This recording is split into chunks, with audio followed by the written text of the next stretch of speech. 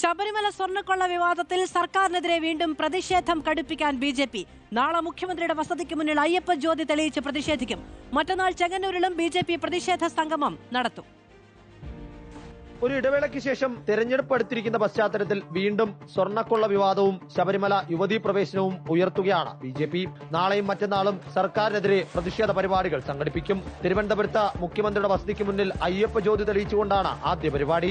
നാളെ വൈകിട്ട് 5 മണിക്ക് നടക്കുന്ന പരിപാടിയിൽ ആയിരക്കണക്കിന് ബി.ജെ.പി. പ്രവർത്തകർ പങ്കെടുക്കും. ശബരിമലയുടെ കവാടം എന്ന നിലയ്ക്കാണ് ചെങ്ങന്നൂരിൽ ബി.ജെ.പി. രണ്ടാം പ്രതിഷേധ സംഗമം നിശ്ചയിച്ചിരിക്കുന്നത്.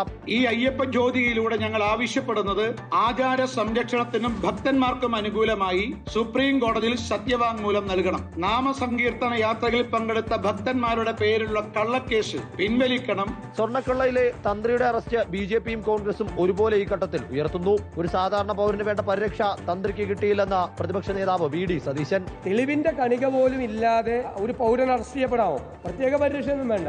ഏത് പൗരനുമുള്ള ഒരു പ്രൊട്ടക്ഷൻ വേണ്ടേ? ആ പ്രൊട്ടക്ഷൻ അദ്ദേഹത്തിന് കിട്ടിയിട്ടില്ല. മന്ത്രിമാരിലേക്ക് അന്വേഷണം എത്തിയപ്പോൾ ശ്രദ്ധ തിരിക്കാൻ തന്ത്രിയിലേക്ക് തിരിഞ്ഞുവെന്നായിരുന്നു ബി.ജെ.പി. സംസ്ഥാന അധ്യക്ഷൻ രാജീവ് ചന്ദ്രശേഖറിന്റെ പ്രതികരണം.